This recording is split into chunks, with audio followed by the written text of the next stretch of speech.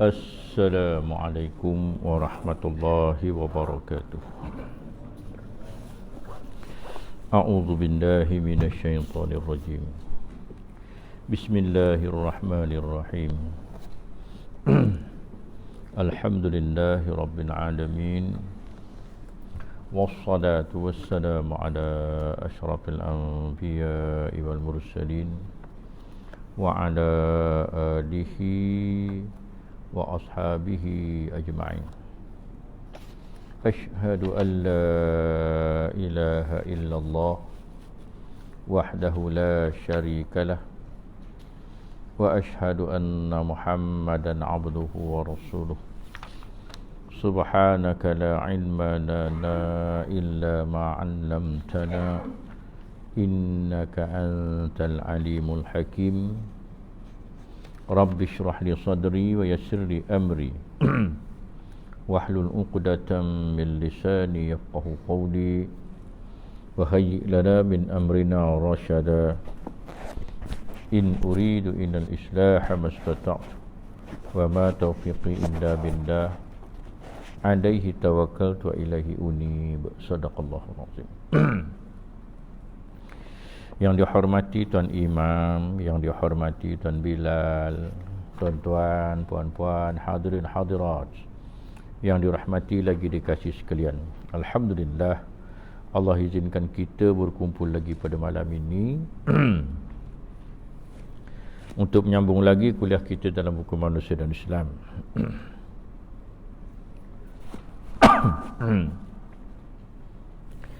Dan hari ini kita membicarakan tajuk antara mereka. Mereka tu apa? Para malaikat. Ada yang ditugaskan untuk mencatatkan amalan manusia. Begitu ya. Baik. Ada antara malaikat telah ditugaskan oleh Allah Subhanahu Wa Taala untuk menulis segala gerak-geri, perkataan dan tingkah laku manusia. Firman Allah, wa inna alaikum lahafizin kiraman katibin. Padahal sesungguhnya ada malaikat-malaikat yang menjaga dan mengawas segala bawaan. Dia punya terjemah pun dia panjang benar ya. Dia kalau ikut tulisan tu dia kata, dan sesungguhnya ke atas kamu tu ada yang menjaga. Begitulah senang ceritanya kan. Ni dia tulis, padahal sesungguhnya ada malaikat-malaikat yang menjaga dan mengawas segala bawaan. Bawaan kamu. Mereka adalah makhluk yang mulia di sisi Allah. Lagi ditugaskan menulis amal-amal kamu. Kiraman tu maknanya karim lah, mulia. Jadi mereka adalah makhluk yang mulia, kiraman katibin. Katibin ni tukang tulis ya. Jadi sebenarnya terjemahan begitu ya. Maknanya apa? Maknanya yang kita tahu dan kita kenal Raqib dan Atid. Ya. Raqib tukang rekod. Ya. Raqib itulah, begitulah. Tukang jaga. Atid tukang catit. Begitu ya. Ada orang kata Raqib tulis baik, Atid tulis tak baik. Ada kata gitu kan, dulu-dululah kita kan. Benda tu penjelasan jelasnya tak adalah. Ya. Tapi itu yang popularnya, sebab masa kita budak-budak dulu sesuai di khabar begitu. Ada pula yang mengatakan Raqib tukang tegur, Atid tukang catit. Begitu ya. Apa tukang tegur, apa tukang catit? Atid ni dia kira nyatit aja, dia tulis je. Jadi Raqib ni tukang jaga Atid tu takut salah catit. Malaikat mana mau salah catit, tapi dia boleh begitu. Macam mana boleh jadi begitu? Katanya begini, bila kita berniat untuk melakukan kebaikan, niat dapat pahala, buat dapat 10 pahala dan berganda-ganda.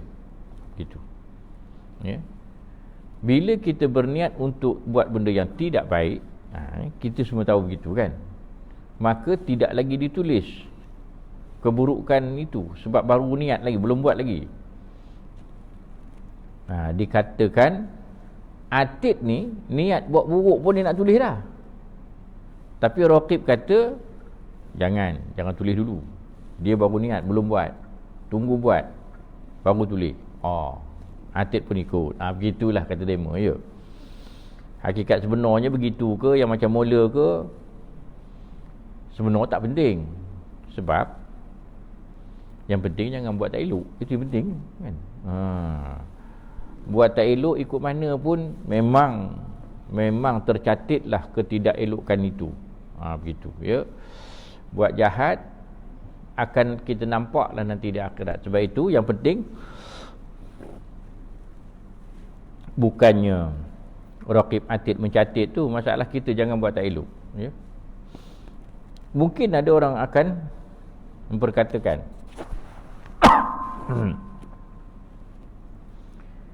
kata Allah ni Maha mengetahui, kenapa nak kena ada rekod?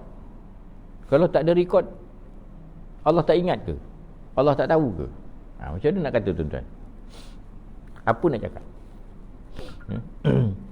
Maka kita kabarlah, kita kena yakinlah, kita kena fahamlah, sebenarnya raqib dan atid itu mencatat, ya, sebenarnya bukan untuk Allah pun. Dia cuma melaksanakan kerja yang Allah suruh dia buat. Dia mencatat tu sebenarnya untuk kita yang mudah lupa ni, kan? Dan kita ni sekarang di akhirat banyak yang tak mengaku, ya, tak mengaku kita buat benda tu, buat benda ni. Jadi pada masa tak mengaku tu, di situlah catatan tu akan keluar. Tengoklah sendiri, Allah, masa tu Allah datangkan ingatan kita ingat semua benda-benda yang dicatat tu. Ya, tuan-tuan, pada masa itu Allah, siapa banyak buat jahat penat, ya. Itu lebih kurang kisahnya raqib dan atid. Ada yang kata demo ni ada di bahu kiri dan bahu kanan kita, katanya. Tak kira lah bahu kiri bahu kanan, ke atas kepala ke dekat pinggang ke, tak kisahlah tu. Yang penting mereka tu wujud sebagai tukang catat, ya. Lagi satu pula, kata malaikat ni ada 10 yang kita kena tahu namanya, ya. 4 dia, kalau kita manusia lah, 4 ni kira jawatan besar, ya. Apa yang 4? Jibril, Mikail, Israfil, Izrail. Ni 4 ni jawatan besar. Lepas tu jawatan yang kecil, jawatan kecil dia pula gunanya, ya. Itu yang Munkar Nangkir, Malik Ridwan, Raqib Atid, ya.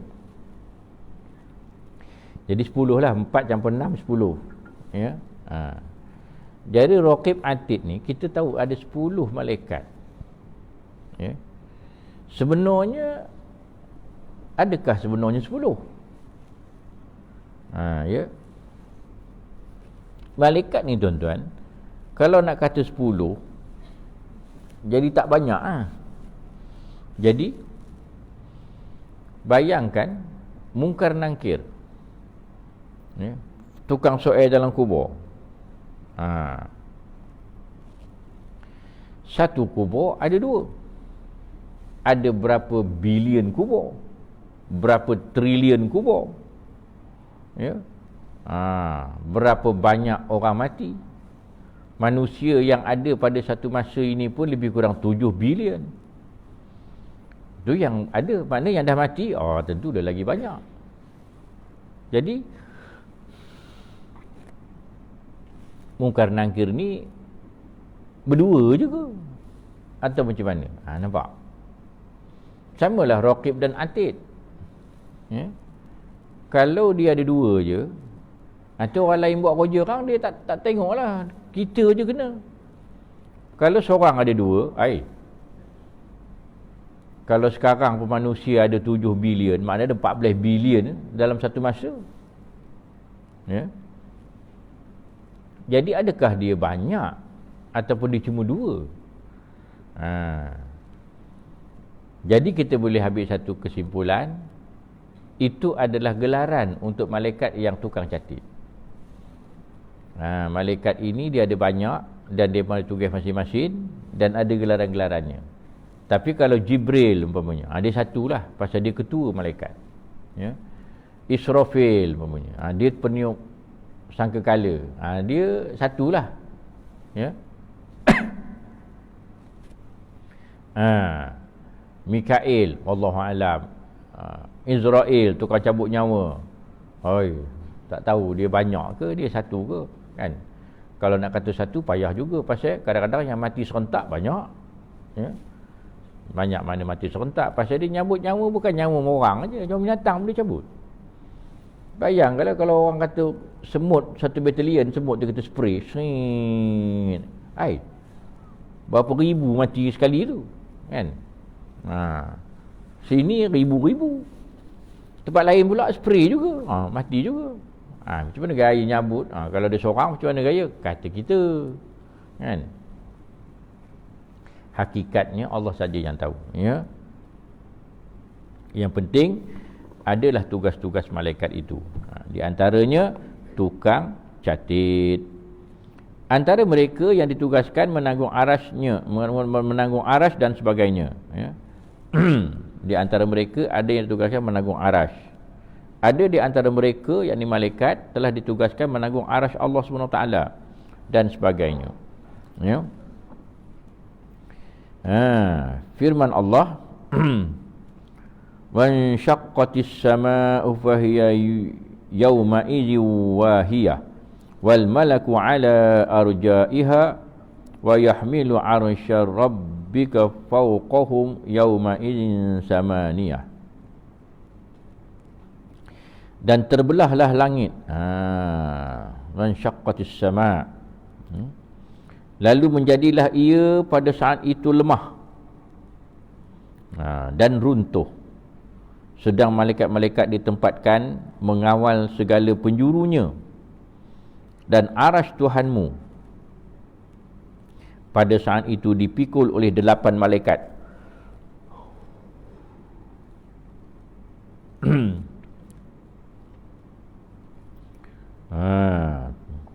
Dan aras Tuhanmu pada saat itu dipikul oleh 8 malaikat di atas malaikat-malaikat yang mengawal itu. Maknanya apa? Ada malaikat yang kerjanya mikul aras Allah sahaja. Ya. Baik. Sedikit ulang cerita.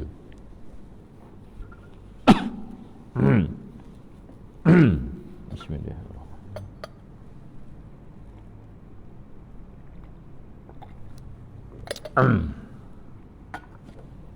Apa ulang cerita?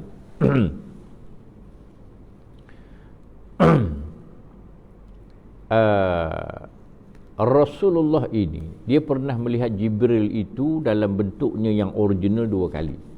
Ya. Jadi Jibril ini bentuknya besar.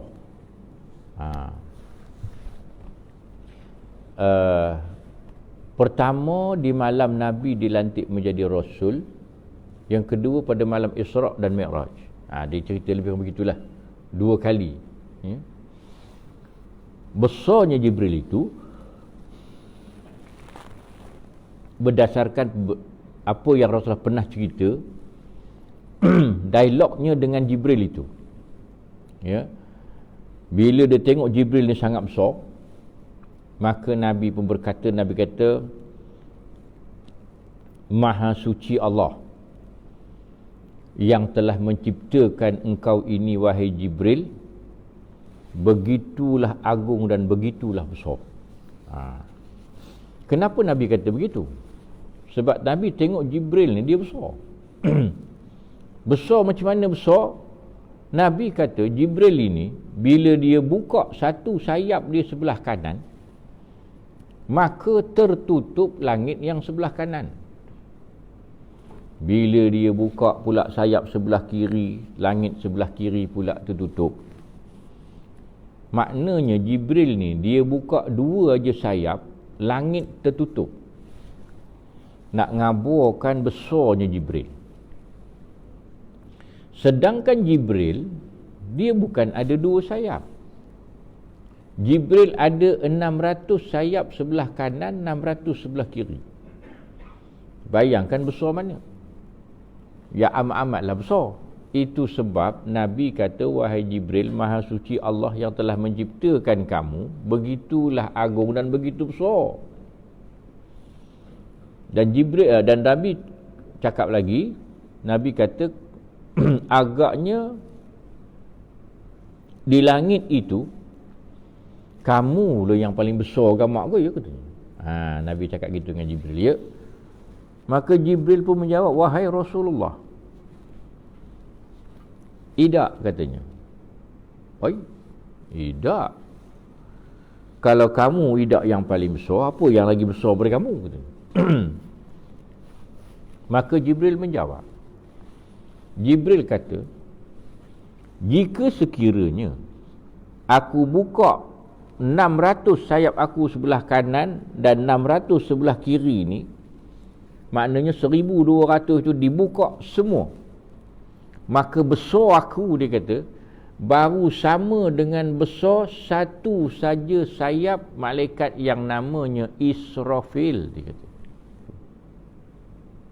Dan Israfil juga, dia kata, macam aku, ada 600 sayap sebelah kanan, 600 sayap sebelah kiri. Tuan-tuan, Israfil pun rupa Jibril, tapi besarnya seolah-olah 1200 kali ganda lagi besar daripada Jibril. Sedangkan Jibril pun dah besar dah. Maka Nabi kata, kalau begitu wahai Jibril, Israfil lah yang paling besar di langit. Jibril kata, tidak. Tidak pula. Apa yang lagi besar? Jibril kata, kalaulah Israfil itu buka semua sayap dia yang 1200 itu, besar dia baru sama dengan satu saja sayap malaikat yang namanya Hamalatul Arsh, dia kata. Malaikat yang memikul arasy Allah. Tu dia, tuan-tuan. Ya. Saya nukil cerita ni daripada cerita pengarang kitab ni, Profesor Datuk Dr. Harundin. Dia punya ceramah masa dia hidup tu lah, salah satu ceramah dia lah. Memang lama lah, mungkin 11 tahun dulu begitu, 20 tahun dulu saya dengar begitu, tapi saya ingat fakta tu. Dia yang cerita. Jadi dia kata malaikat Hamalatul Arsh itu satu sayapnya saja sama dengan besar Israfil yang buka semua sayap. Dan arasy Allah itu tidaklah ada 2 malaikat aja mikuinya. Udahlah malaikat yang amat besar. Tidak pula 2, 8 malaikat yang mikuinya. Tuan-tuan bayangkan, malaikat yang 8 ini pun semasa memikul arasy Allah itu dia rasa sangatlah berat. Ya. Sehingga malaikat tu kata, ya Allah, berat sungguh, dia kata, kamu punya arasy ini. Rasa tak lalu nak pikul ini. Maka Allah pun berkata, kalau kamu rasa berat untuk memikul arasy ini, maka bacalah tasbih ini. Allah pun ajarlah Hamalatul Arsh itu dengan tasbih Subhanallah walhamdulillah wa la ilaha illallah wallahu akbar. Tu ya tasbih tu. Kita dah biasa dengan tasbih tu, ya. Taklah pelik benar kita rasa, kita jemu baca pun. Tapi tuan-tuan, rupa-rupanya malaikat Hamalatul Arsh itu tasbihnya Setelah mereka bertasbih dengan tasbih itu, barulah mereka merasakan arasy itu tidak lagi terlalu berat. Tu. Mungkin kita boleh mengambil pengajaran, ya. Kalau kita ada tugasan yang sangat berat, yang sangat susah, yang sulit, mungkin tasbih itu boleh menyebabkan Allah membantu meringankan bebanan kita, kesulitan kita, sebab kita tahu sejarahnya begitu, ya. Sejarahnya itu dibaca oleh malaikat yang memikul arasy Allah yang merasa berat dan jadi ringan. Jadilah tidak terlalu berat arasy itu. Tuan-tuan. Jadi arasy Allah ni pula, ya, dia di akhirat nanti, kita pun tahu di padang mahsyar itu matahari sejengkal atas kepala, sehasta atas kepala, sedepa atas kepala, sebatu atas kepala, ya. 10 batu daripada atas kepala. Kalau ikut logik akal kita, tak maunya. Logik akal. Sebab matahari yang ada sekarang ni 93 juta batu tu pun Allah panas. Kalau dia mendekat ke bumi, bumi terbakar. Punya panas. Ini bukan lagi dah mendekat. Memang matahari sejengkal atas kepala tu dah macam mana kau apa gaya? Ya. Apinya tak ke nyambau ke kita? Ya. Tuan-tuan, mungkinlah kot kalau kita nak bayangkan, ya, macam kita duduk dalam oven tu. Oven tu besar, tapi besar dia pun taruh kita berdiri je lah. Jadi atas oven tu ada heaternya, pemanasnya. Ngam-ngam sejengkal atas kepala. Ya. Pasang panas. Panas tu. Tuan-tuan, masak kita, tuan-tuan. Ya, ini. Itu baru panas oven. Boleh kontrol, ya. 120 darjah Celsius, 250, 300 darjah. Boleh kontrol. Matahari boleh kontrol, tuan-tuan. Ya. Ini. Ya. Ribu darjah Celsius. Siapa nyukatnya wallahu alam. Tuan-tuan tak percaya, sukat sendiri. Begitu. Bawa dah jaga suhu tu sukat. Begitu. Ya. Itu. Matahari sejengkal atas kepala.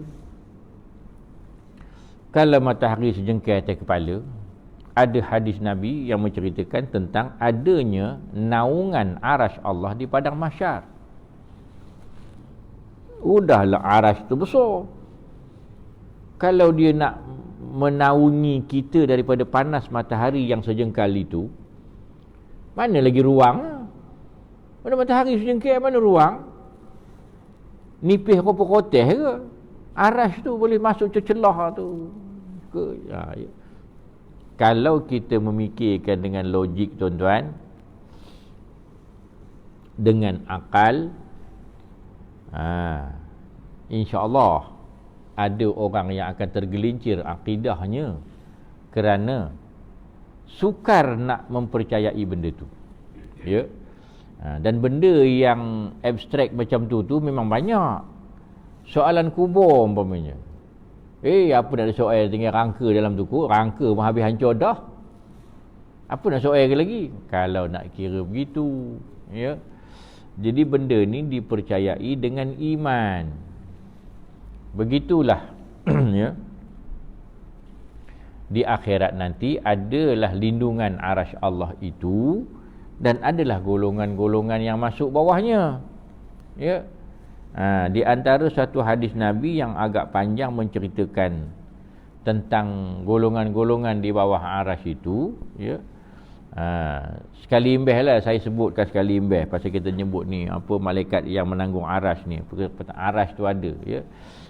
Kadang-kadang sedikit yang kita tahu ni pun manfaatnya besar bila kita dapat amalkan dia. Bila Nabi bersabda, Nabi kata sab'atu yuzilluhumullah yaumal qiyamah fi zillihi yaumil la zilla illa zilluh. ada 7 golongan, sab'ah, ya, yuzilluhumullah, yang mendapat lindungan Allah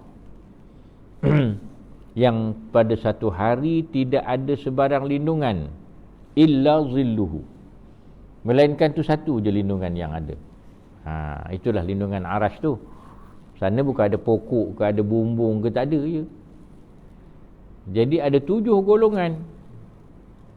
7 golongan yang dapat lindungan Arash ni siapa? Yang pertama dia kata Al-Imamul Adil. Ya.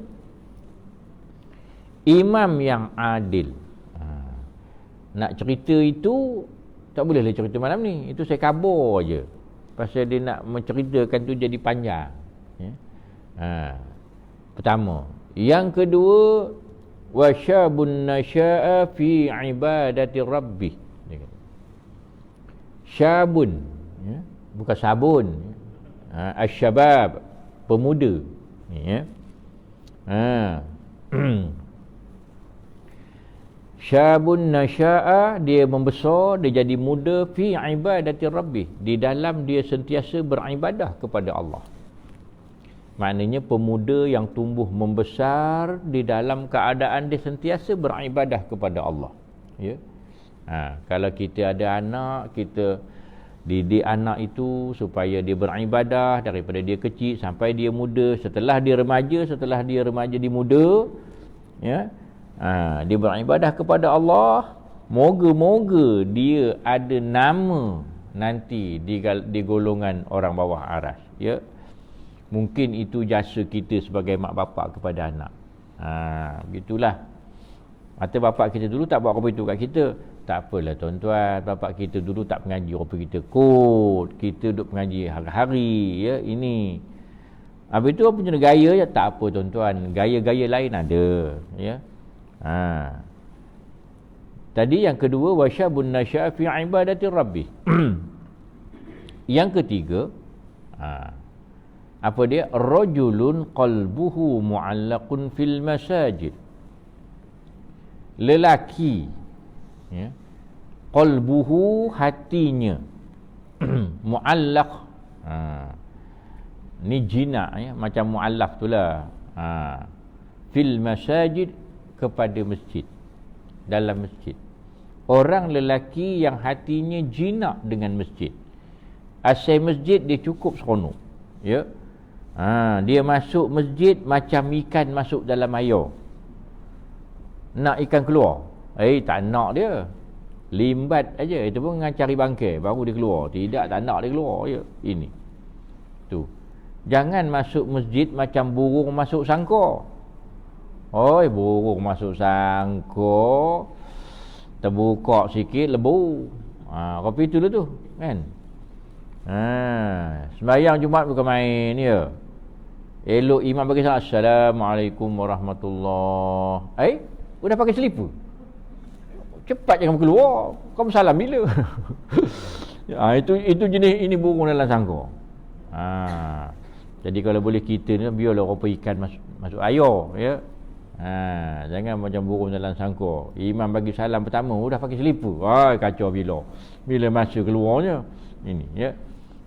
Maknanya hati jinak dengan asal program masjid seronok je nak datang. Begitu dah lebih kurang, ya. Ini. Yang keempat dia kata rajulani tahabba fillah ijtama' alaih waftaraqa alaih. Dua orang lelaki tahabba fillah, mereka ini berkasih sayang, bersahabat, berkawan kerana Allah.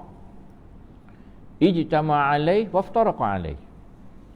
Mereka bertemu kerana Allah dan mereka berpisah juga kerana Allah.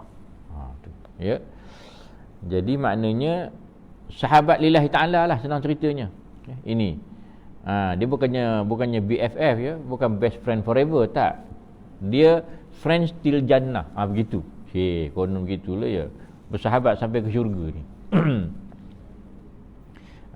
Jadi maknanya bersahabat kerana Allah. Ya. Orang sekarang berkawan banyak sebab, kan. Jadi kita pastikan kita bersahabat ni kerana Allah. Baik. Berapa tadi tu, ya?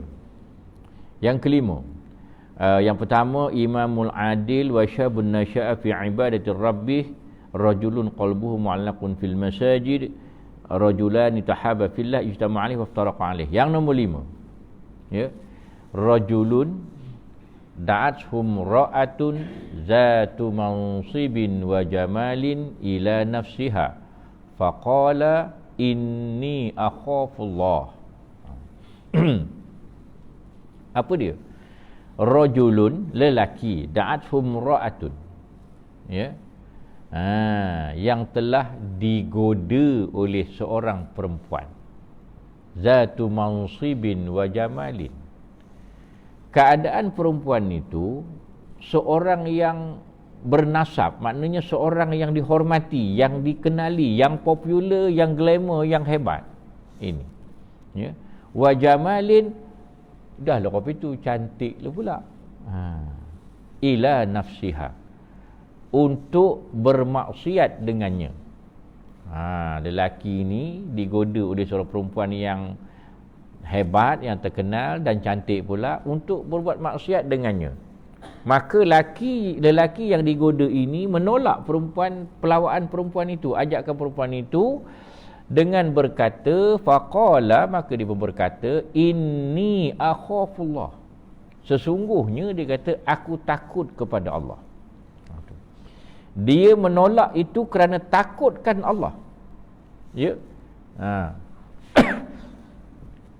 Kita ni kalau begitu gamak nolak juga, tapi takutkan penguasa, takutkan polis tangkap, takutkan untuk imam dengan AJK masjid cari, takut bini pun ada, kan? Kalau bini tahu pun ada juga. Tapi sebenarnya apa jenis takut pun boleh terima lah, asal jangan buat, ya, ini. Tapi sebenarnya kalau kita menolak itu, siapa pun tak tahu, ya. Memang kalau nak buat kemungkaran tu, tak ada hal lah pada masa tu, ya. Tapi dia tak buat kerana semata-mata takutkan Allah. Ini, ya. Tuan-tuan kata, oi, kalau macam ni aku ada peluang. Bahaya tu, ya. Macam pernah aja tu. Jadi tak apa tuan-tuan, kalau kita pernah begitu takdirnya, moga-moga kita yang takutkan Allah pada masa itu dinilai oleh Allah dan menyenaraikan nama kita tu di bawah golongan orang yang ada dalam lindungan itu, ya.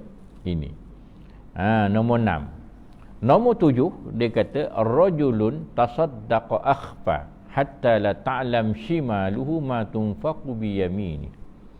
Lelaki yang bersedekah, ya, tasaddaqa akhfa, dia sedekah sembunyi-sembunyi. Hatta la ta'lam shimalu ma tunfaqu bi yamini, sehingga tangan kirinya tidak tahu apa yang tangan kanan tu bagi.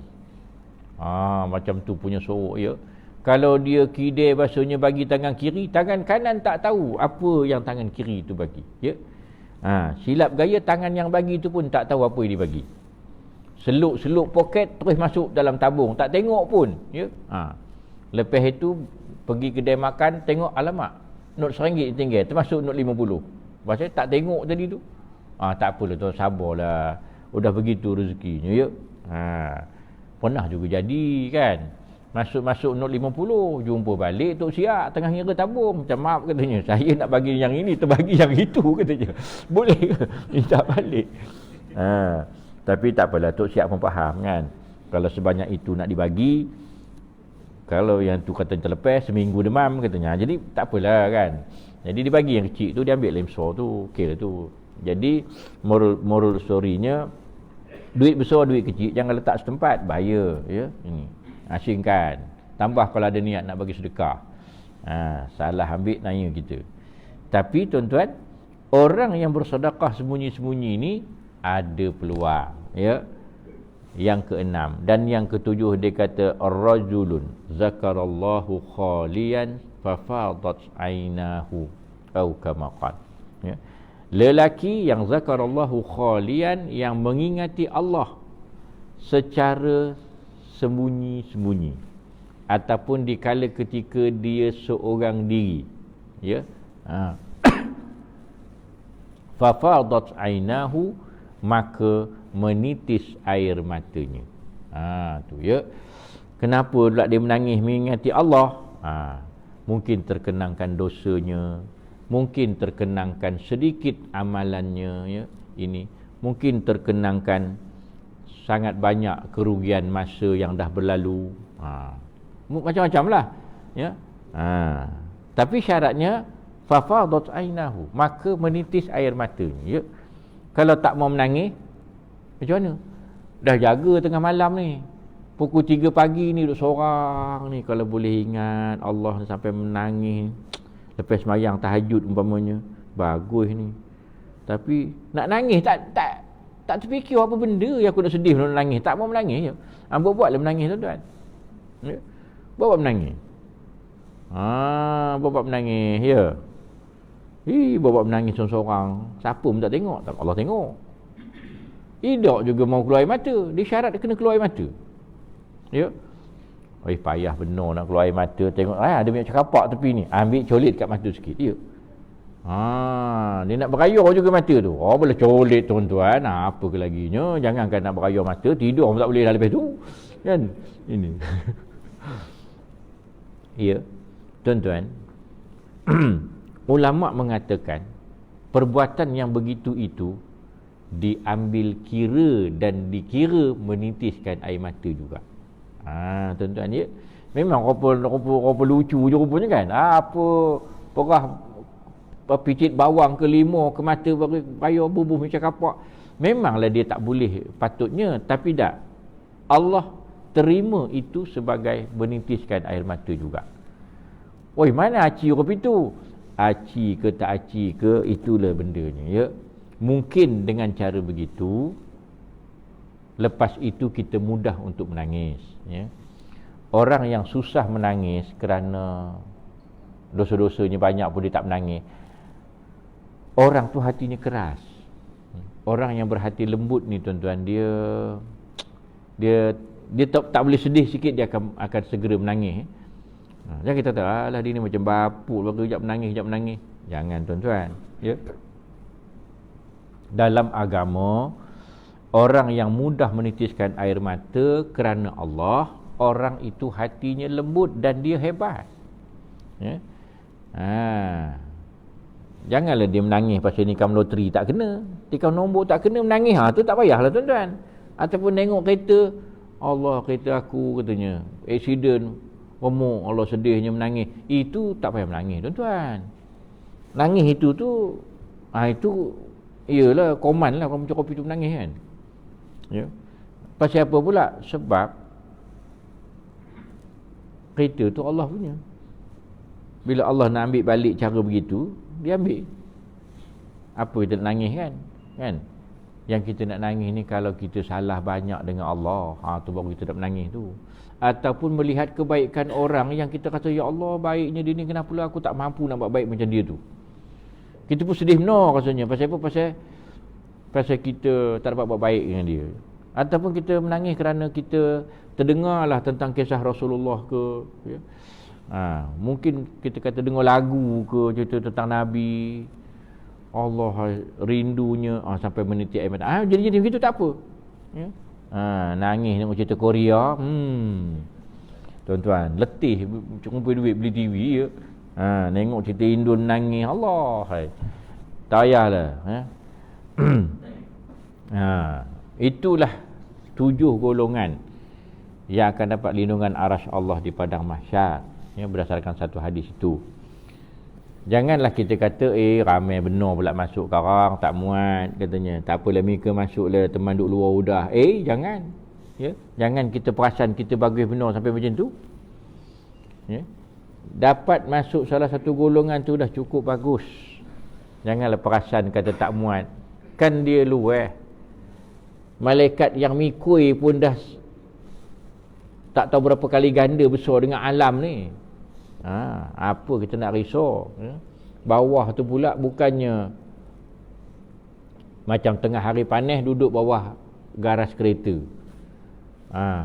Memanglah terlindung juga, tapi bumbung panas, tepi panas, depan panas, belakang panas. Pasal duduk kat garas saja pun. Ya, dia tak macam tu. Ya, arasy Allah ini bila dapat lindungan di bawah arasy ini, orang lain tidak berpakaian, kita berpakaian. Tu. Bukan sahaja berpakaian, di bawah itu boleh jadi dia lebih selesa, lebih sedap daripada aircon ini. Ya. Ada aircon ke? Janganlah tanya saya ada ke tak ada, belum sampai kita tak tahu. Tapi andaiannya begitulah. Dia di luar tempat seksaan, bawah tu dapat nikmat. Kita rasa aircon masjid ni sejuk. Okey dah. Sejuk lagi daripada ni mungkin ya. Bukan sejuk macam neraka yang sejuk tu, itu pun tak boleh juga. Sejuk yang sangat nyaman. Bukan sahaja dia sejuk, dia berpakaian. Di situ nanti ada sofa-sofa, cushion-cushion besar yang empuk untuk kita duduk. Betul ke ni? Ceritanya gitulah ya. Kenapa? Sebab Allah nak memberikan nikmat kepada orang yang baik ni, yang dapat duduk bawah arasy ni. Bukan ada sofa je tuan-tuan. Tepi sofa ada side table. Begitu pula dah. Ada meja tepi tu. Kenapa pula bermeja pula? Atas meja tu ada gelas. Dalam gelas ada air. Air apa? Wallahualam lah. Ada air. Habis tu boleh minum. Ambil. Sedap. Sofa. Duduk bawah arasy Allah. Ya. Boleh tengok orang duduk kat luar. Tuan-tuan. Ya. Orang kat luar ni panas terik, matahari sejengkit atas kepala. Bayanglah. Ya. Air peluh mencurah macam pili. Ada yang berenang dalam darah, dalam nanah begitu begini, kena seksa begitu begini. Kita relax tengok. Ya. Dan adalah riwayat cerita tu kan. Kita ni dibenarkan untuk mengutuk orang kat luar, mengata orang kat luar. Tu yang bahaya tu. Ya. Macam mana tu gamak tak tahulah, tapi begitulah ceritanya. Sebab itu tempat nikmat, yang di luar tu tempat siksaan. Kita tengok Mamat ni Mika dulu yang noreh kereta teman kan dekat dunia kan. Mika bila teman tanya tak mengaku, Mika sudah je. Sekarang duduk luar. Ya Allah, padan muka Mika. Seronok teman tengok Mika ni. Ambil aja minum. Dia panas. Contoh gitulah tuan-tuan. Apa yang habis tu? Sebagai tambahan seksaan untuk mereka. Ya. Jadi tuan-tuan, gambarannya begitulah yang kata arasy Allah tu. Jangan kita kata nanti tak muat. Tak ada tak muatnya. Dia bersofa-sofa dalam tu. Memang dia seluas itu. Ya. Betul ke kita boleh ngata orang ni? Ceritanya gitulah, hakikat wallahu alam. Kita tak tahu kan. Boleh juga ada hadis-hadis yang tidak sahih dalam cerita-cerita itu, tapi kita tak tahu. Boleh jadi juga dia benar, kerana itu sebagai cara Allah untuk menambah siksaan kepada mereka yang berada di luar. Jadi macam usahalah kita ya duduk bawah arasy Allah tu. Pilihlah 7 golongan. Allah lupa dia pula ustaz. Tak apa, tanya Haji ni nulis kot. Ada tulis? Tanya adik ni. Dapat masuk satu je dia. Ini. Tapi dia sebenarnya adalah cerita yang panjang tentang setiap golongan tu. Tapi saya bagi basic-basic dia macam tu. Pelan-pelan nak ikhtiarkan. Ya. Baik. Lebih kurang begitulah ceritanya. Boleh berkaitan dengan arasy Allah dan dipikul oleh malaikat. Ya. Malaikat yang mikulnya pun yang amat besar. Dan bukan 2 ekor. Nak kata ekor, tak berekor, tak hidup kan. Nak kata 2 orang, bukan orang juga. Nak kata 2 malaikat, tak 2 tapi 8 malaikatnya. Tuan-tuan bayanglah berapa punya besar dia punya arasy itu. Ya. Jadi tuan-tuan, begitulah seterusnya. Dia kata malaikat itu menjalankan berbagai tugas yang diamanahkan oleh Allah SWT. Hal itu Tuhan jualah yang amat mengetahui. Begitulah ya. Baik, insya-Allah kalau kita sambung kalau kita sambung dia dah masuk tajuk lain. Jadi kita berhenti takat itu dulu. Ada tak apa-apa soalan? Ya saya.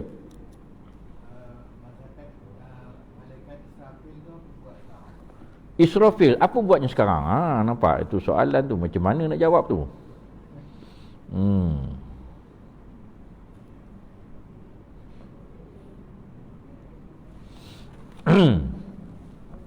Baik. Israfil tugasnya meniup sangkakala. Dan sangkakala itu ditiup 2 kali. Sekali tiup mengiamatkan dunia, ya. Sekali lagi ditiup dia menghidupkan balik. Diceritakan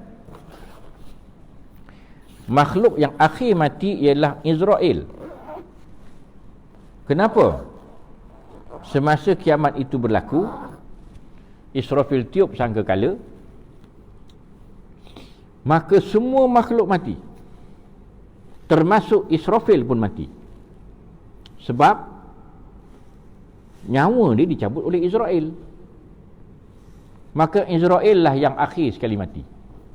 Setelah semua selesai, Israel berserah daripada Allah, ya Allah, aku dah selesaikan tugas aku yang kamu amanahkan untuk cabut nyawa.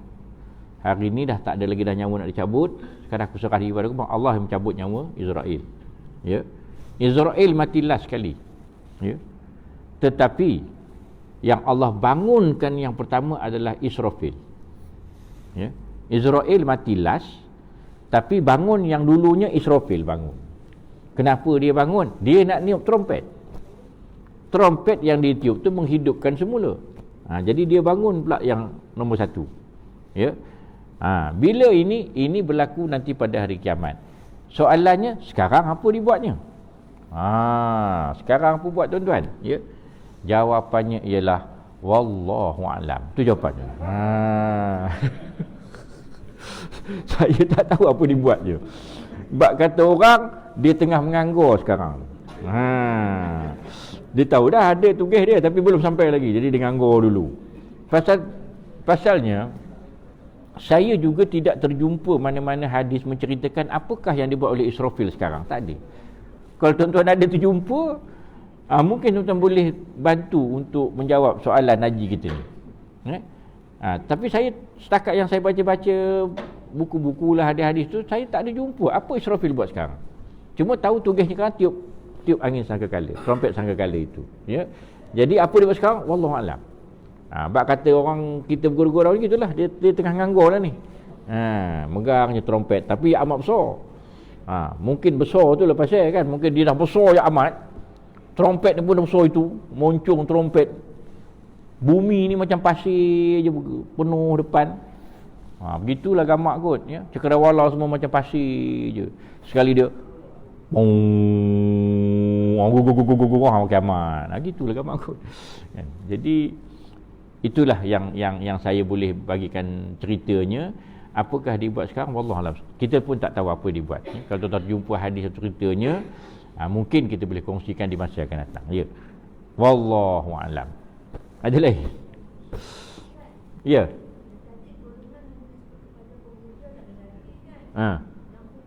Oh ya, tak ya juga ya. Apa heran perempuannya? Rojulun. Baik. Begini.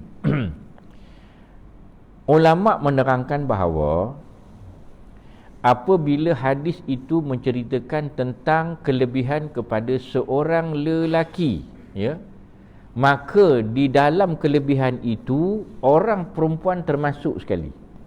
Okey. Tetapi kalau hadis tu menyebutkan tentang kelebihan orang perempuan, orang lelaki tak masuk dalam tu. Orang perempuan je. Ya, dia kata gitu. Jadi kalau ada hadis cerita orang lelaki, orang perempuan pun sama. Dia akan dapat benda yang sama, ya.